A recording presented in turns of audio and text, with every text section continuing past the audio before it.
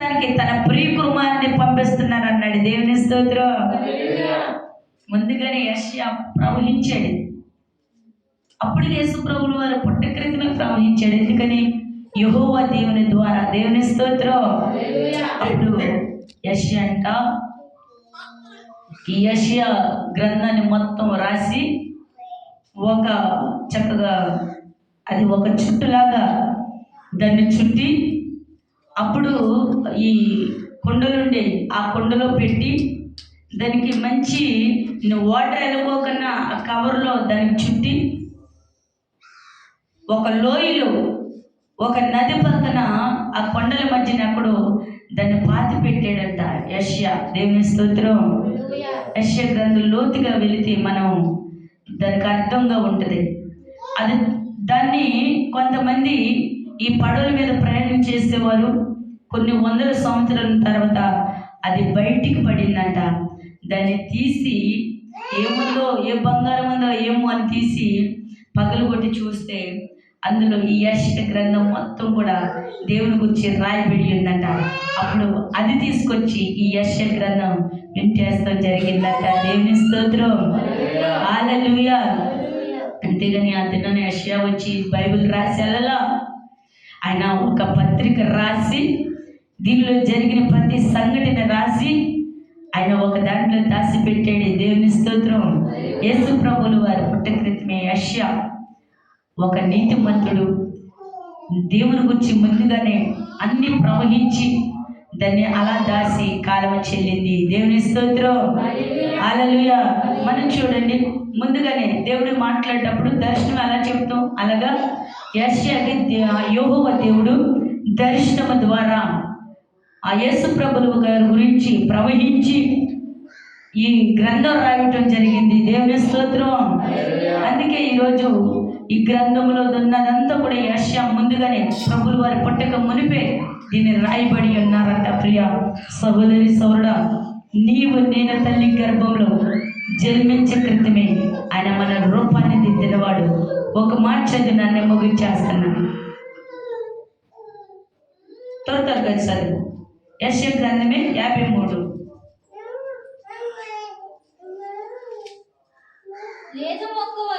లేత మొక్క వలె ఎండిన భూమిలో మొలిసిన మొక్క వలెను ఆయన అతని ఎదుట పెరిగెను. ఆయనకి స్వరూపమైనను సొగసైనను లేదు. దేవుని స్తోత్రం. ఆయనకి స్వరూపమైనను సొగసైనను లేనివాడండి ఈయన. చదువునాను.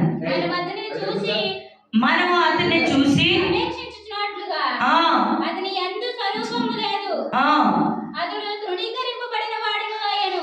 అతడు తృణీకరింపబడిన వాడు అయ్యను. మనుషుల వల్ల విసర్జించబడవను. చాలా మనుషుల వల్ల విసర్జించబడ్డాడు. కానీ ఈ ప్రజలు నన్ను తిడుతున్నారు, కొడుతున్నారు, తృణీకరిస్తున్నారు అని అనుకోలేదు. తన నేల మట్టికి తగ్గించబడి మనుషులు మాట్లాడే మాటలన్నీ కూడా తన హృదయంలో పెట్టుకుని ముందుకు సాగాడే కానీ ఆయన మనల్ని శిక్షించలా. దేవుని స్తోత్రం. హల్లెలూయా. ఆ మౌనమే మన జీవితాన్ని మార్చింది. ఆయన పొందిన దెబ్బలు. హల్లెలూయా. ఈరోజు చాలామంది లోతుగా వెళ్ళకోకుండా ఏదో యేసు ప్రభు పుట్టాడు, లెగిసాడు, దాని గురించి మాట్లాడి నేను మారాను తెలుసా, నేను బాగా వాక్యం చెప్పగలుగుతా, బాగా పాటలు పాడగలుగుతా, నేను బాగా ఆ ప్రవచనాలు మాట్లాడతా, నాకు దేవుడు అన్నీ చూపిస్తాడు. దాని గురించి కాదు, ప్రభు నీ కొరకే ఎంత వేదన పొందాడు. ప్రభు నీ కొరకి ఎన్ని కొరడా దెబ్బలు తిన్నాడు, ఎంత శిక్షనే అనుభవించి ఉన్నారు. దాన్ని నువ్వు పరిశోధించుకుంటే ప్రతి దినము నువ్వు మౌనమై ఉందురుగాక. దాన్ని గుర్తు చేసుకోము. నేను బాగా పాడగలుగుతా, నేను బాగా వాక్యం చెప్పగలుగుతా, నాకు మించిన వారు లేరు. గొప్ప గొప్ప పండితుల కంటే, చదువుకున్న వాళ్ళ కంటే నేను నుంచి మరీ చెప్పగలుగుతా, బైబిల్ తీగో అని చెప్పగలుగుతా. అసలు ఈ ప్రపంచంలో నాకు చెప్పే ప్రవచనాలు ఎవరో లేరు. గర్వపడుతున్నావా? దాన్ని కాదు, అది పక్కన పెట్టి ప్రియ సహోదరి సోదరుడా, ఆయన యందు నువ్వు ఆనందించాలి అంటే ఆయన సిలువ ధ్యానాన్ని నువ్వు ప్రతి నిత్యము జ్ఞాపకం చేసుకుందును గాక, ఆయనలో ఆనందించబడుదును గాక.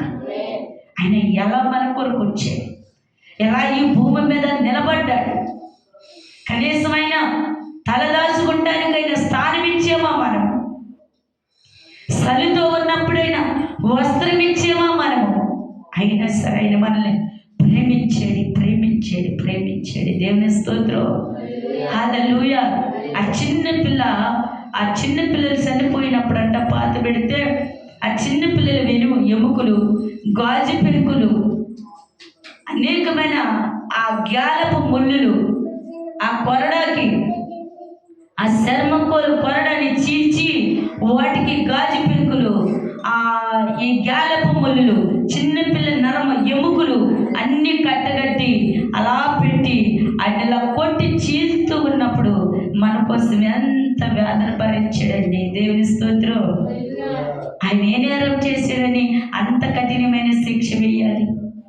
ఒక్కసారి ఆ సిలువలో కాల్చిన ఆ హృదయ ద్వారాలను జ్ఞాపకం చేసుకుంటున్నావు. నీ కొరకు నా కొరకు ఆ ఈపు మీద అలా దున్నబడిన ఆ సంఘటన నువ్వు జ్ఞాపకం చేసుకుంటున్నావా? దేవుని స్తోత్రం, హల్లెలూయా. అది గట్టిగా అలా ఈపు మీద విసిరి లాగుతూ ఉన్నప్పుడు ఆయన ఎంతగా కృంగిపోయి ఉంటాడు. చిన్న దెబ్బ తగిలితే మనం వెళ్ళాడిపోతామే.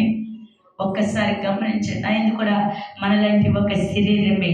ఆయన మానవ రూపం ధరించాడు. ఆయన మహిమంతా విడిచి ఈ భూలోకానికి వచ్చాడు, సింహాసనాన్ని విడిచి వచ్చాడు. ఎందుకో తెలుసా? నా ప్రజలు రక్షణ కొరకై పరిగెత్తాలి. దేవుని స్తోత్రం. నా ప్రజలు నన్ను వలె పోని నడుచుకోవాలి. అందుకే ఆయన మహిమంతా విడిచి ఈ లోకానికి దిగి వచ్చాడు. ఒక్కరోజైనా ఆయన గురించి జ్ఞాపకం చేసుకున్నావా? ఎంతవరకు అయ్యా నా పిల్లలు బాగుండాలి, నేను బాగుండాలి, అయ్యా నేను ఎట్టవ్వాలి. ఇదే కానీ అయ్యా నా కోసం దున్నపడ్డావయ్యా, నా కోసం. హల్లెలూయా. తల్లి గర్భము నుండి నేనేమీ తెలియదే, ఏమీ తీసుకు వెళ్ళ ఈ లోకం నుండి. తల్లి గర్భము నుండి నేనేమీ తెలియదే, ఏమీ తీసుకు వెళ్ళ ఈ లోకం నుండి. నాదన్నది నాకున్నది, నాకున్నది నీవేనయ్యో నా యేసయ్యా, నా యేసయ్యా. నిన్నే ప్రేమిస్తున్నా, నీ కోసమే జీవిస్తున్నా. దేవుని స్తోత్రం. తల్లి గర్భముల నుండి దిగంబరగా వచ్చావు, మరలా దిగంబరగానే వెళతాము. దేవుని స్తోత్రం. నీతో రావాల్సింది ఏంటి అంటే నా యేసయ్య ప్రేమే. నీతో కడవరకే నడిచేది ఏది అంటే నా యేసయ్య శిలువలో కాచిన ఇదిగో ఆ రక్త ద్వారంలో ఆ ప్రాణం నీకు గుర్తుకు రావాలి. దేవుని స్తోత్రం. అదే నేను పరలోకానికి చేర్చబడును గాక, ఆయన యందు ఆనందించబడుదును గాక. ఈ కొద్ది మాటలు ప్రభు దీవించి ఆశీర్వదించబడును గాక. ప్రార్థన చేసుకున్నాం. పరిశుద్ధుడా, మహోన్నతుడా, మహోకరుడా, నీ ఘనమైన నామానికి నామానికి శ్రేష్టమైన నామానికి స్తోత్రాలు. ఇప్పటి వరకు పాటలు, వాక్యములు, ఆరాధనలు, సాక్షుల తోడైనందుకు స్తోత్రాలు. వినుగల సొమ్ము గ్రహించని తెలియదు దయచేసి ఇంకా నీలో ఆనందించే భాగ్యాన్ని కృపను దయచేయమని నజరుడైన యేసు నామమున పెట్టండి వేడుకున్నాం.